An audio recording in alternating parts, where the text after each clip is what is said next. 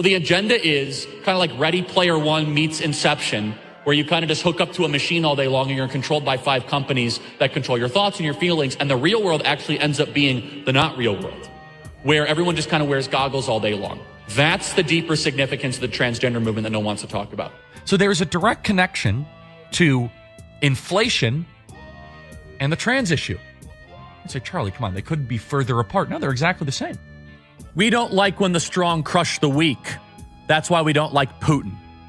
That's why we don't like Leah Thomas.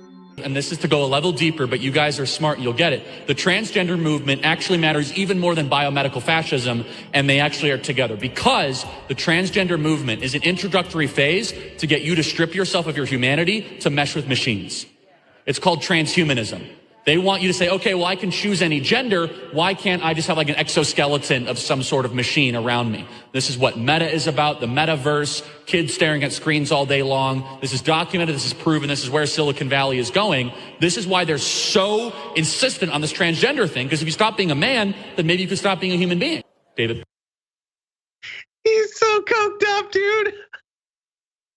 Like, most people are only like this when they're schwitzing at like 4 a.m. after doing coke for 72 hours. I thought it couldn't get better than that video, but watching your face while it was happening was all. It was everything he said got crazy. He says at the end, this is what they don't want to talk about. No, it's not that I don't. Nobody thought to. When you believe that men can become women, why wouldn't you also believe that you could print wealth? If you believe that someone can change their gender, why wouldn't you also believe that money is wealth?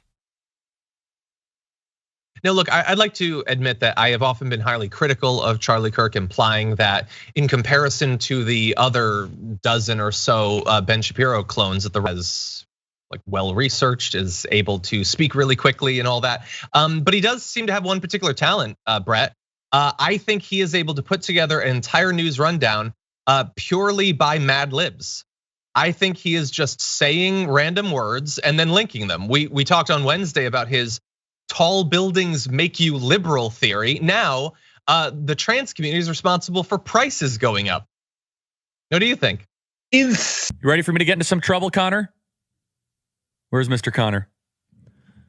We don't like when the strong crush the weak. That's why we don't like Putin. That's why we don't like Leah Thomas. Leah Thomas is doing the exact sort of moral behavior. I am not saying Leah Thomas is bombing hospital maternity wards or not. Of course not. It's the same moral principle. I have power, and I'm going to use it for my own benefit. If we are not willing to protect those that can't protect themselves, female sports is done. Where are the feminists? They don't talk. We talk as conservatives about this because we don't like when people use strength to crush people that are weaker. BS, buddy. BS. That's the whole platform. The whole platform is you loving when the strong crush the weak. That's the whole reason you guys jizz yourself when you watch Donald Trump on a debate stage with Ted Cruz. You loved it. He has a platform that goes out to so many people. And what is he using it for? Is it to advocate for people who need it, who are disadvantaged? No, it's to rally his insane rabid masses to go attack an athlete, a high school athlete in this case. The hell out of here.